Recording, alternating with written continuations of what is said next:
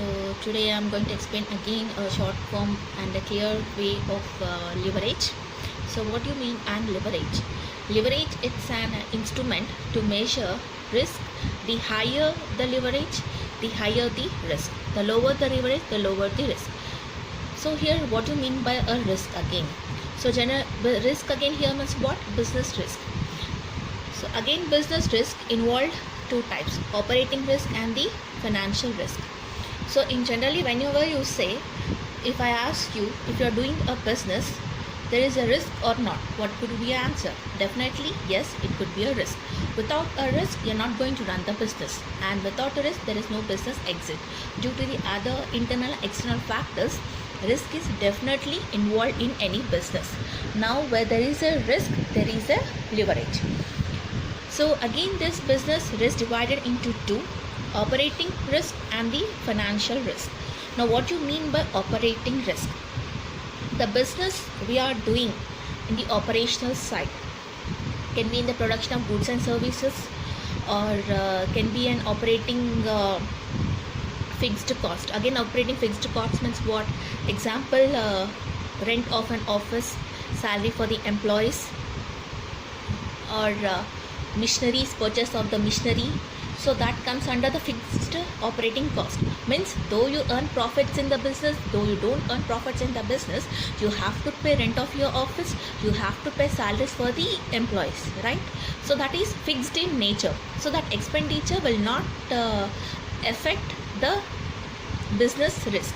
Means though your business is high or low, in profits or loss, you have to pay the same rent, you have to pay the salaries to the employees. There is no change in that. So that we called as the operating fixed cost. Those costs we called as a fixed cost. And the purchase of any machinery for the production of goods and services, that is also comes under the fixed cost. It depends. And another example, variable. Now what do you mean by variable? Where it's an option to increase or decrease the expenditure. For example, production of the goods. If the current product have a demand, you're going to increase your production of a units, right? So that we called as a variable. And if the product demand decreases, you're going to reduce the production level. So it's in your hand, right? When there is a demand, 100 units more you're going to produce. When there is no demand, you're going to produce in a lesser quantity. This is what we call variable cost. Again labor also comes under labor, variable cost. So how? If production is high, higher the labor you require, you pay more wages to the laborers. If production is less, lesser the labor you hire. So labor come under what? Variable cost. Now got the difference? Fixed cost and the variable cost. Fixed cost is what? There is no change. There is a fixed expenses incurred every time in the organization. Variable cost is, it varies from time to time, sometimes more or sometimes less. So that we called as the operating fixed cost, which are incurred into the day-to-day business cycle. The expenditure incur, that we call as the operating fixed cost. Next, coming to the financial risk. Now what do you mean by financial risk? Again financial risk, you have financial fixed cost. It includes financial fixed costs. So the business concern, to run a business you require the funds. The funds you have to raise from two types. One is your own capital you are introducing into the business, that we called as an equity. When you are keeping own capital and you are running the business, there is no risk at all. Why? Because you don't have a burden to pay the funds for the outsiders. You don't have to answer anyone. You don't have to answer anyone.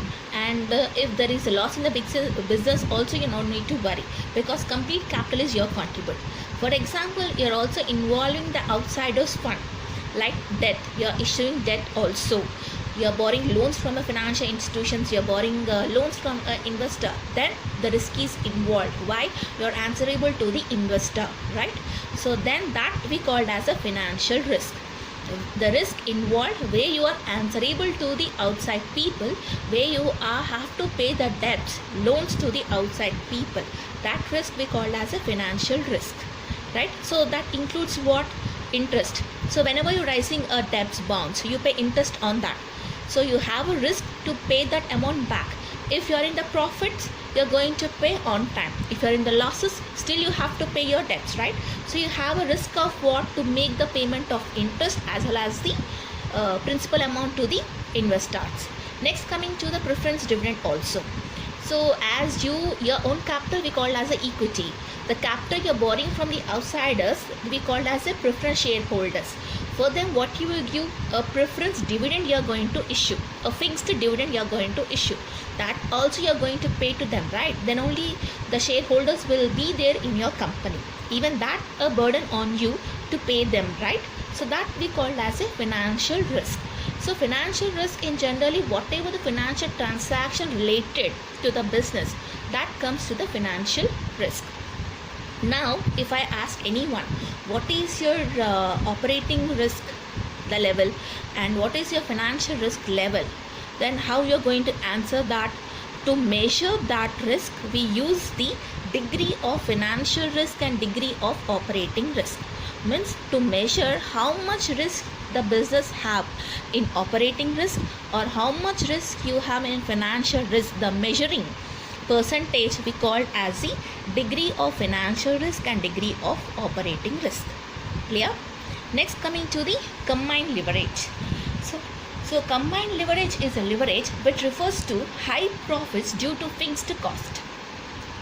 It includes fixed operating expenses with fixed financial expenses. Means the more the operating expenses, the more the financial expenses. Means example, if you want to increase your production, definitely you want to contribute more capital, right? So operating expenses increasing means indirectly your financial expenditure also increasing.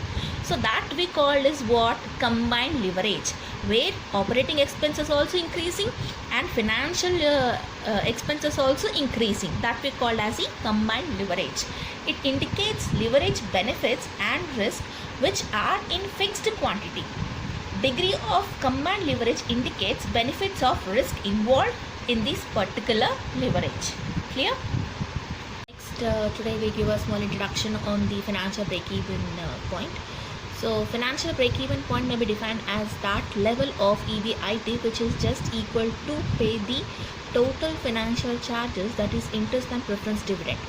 At this point or level of earning before interest and taxes, the earning per share equals 0, means EPS equal to 0. Means in general break-even point means what? Where there is no profit, no loss, right? So in same way, in a financial break-even point also, where the firm pay his financial charges, whatever his expenditure is there, expenses, interest and even the preferred dividend to the shareholders, and his EPS will be 0, means no profit and no loss. That we call as a financial break-even point. So we are going to solve today question number 8. X Corporation has estimated that for a new product its break-even point is 2000 units if the item is sold for rupees 14 per unit. Means 2000 units if it is sold per unit 14 rupees. The cost of account department has currently identified variable cost of rupees 9 per unit. Calculate the degree of operating leverage for sales volume of 25,000 and 3000 units. What do you infer for the degree of operating leverage at the sales volume 25,000 units and 3000 units and the difference in 2500 and 3000 units and the difference if any? Means he is asking you to comment on this type of issue of the units.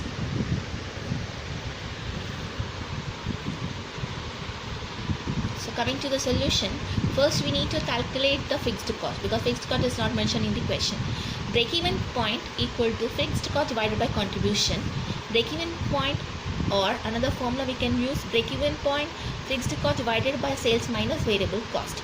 So that is break-even we have 2000 units and the fixed cost we have to find out the value. Sales you have 14 per unit and variable cost you have 9. So that implies what?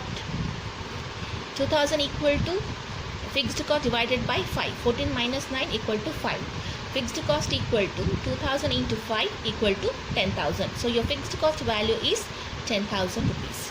Next calculation we have to do contribution and operating profit. How we are going to do that? We need to take the particulars per unit value At 2500 units, at 3000 units, we need to calculate the operating profit. So sales we have overall 14 per unit. So 14 into 2500 units, you get the value 3500. 14 into 3000 units, you are going to get the value 42,000. Minus variable cost. Variable cost per unit you have 9 rupees. 9 into 2500, you get 22,500. 9 into 3000 units, you are going to get 27,000. So you need to minus. Sales minus variable. 14 minus 9, you are going to get 5. 35 minus 35,000 minus 22,500, you get 12,500. 42,000 minus 27,000, you are going to get 15,000. That we called as the contribution. What we got now is the contribution. Contribution minus fixed cost. If you do fixed cost, we already got 10,000. So 10,000, 10,000. If you minus it, you're going to get 2,500 and the 5,000. That we called as the operating profit, or here EBIT also. Next, you have to calculate the operating leverage. So operating leverage you can calculate contribution divided by operating profit, or contribution divided by EBIT, as we have done earlier. So operating leverage at 2500 units, 12,500 divided by 2500 equal to 5. And at 3000 units, 15,000 divided by 5,000 equal to 3 units. So this is your operating leverage. Next, we have to write the interference, our opinion, the conclusion.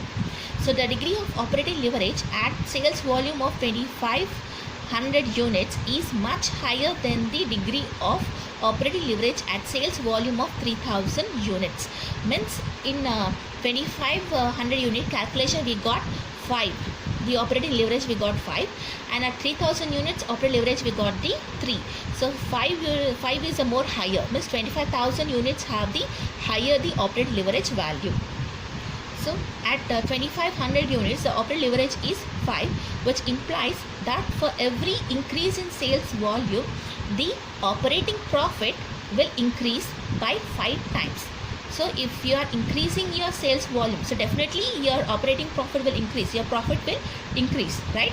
So every 5 times increase in the operating expenses, 5 times there is an increase in the operating profit. It is also clear from the fact that when sales increases from 2500 units to 3000 units, that is by 500 units, the profit increases by 2500. Means 5,000 minus 2,500, you're going to get 2,500, which is 5 times the increase in sales volume. However, at the sales volume of 3000 units, the degree of operating leverage is 3, which means that at this level the profit will increase by 3 times the increase in the sales volume. Clear?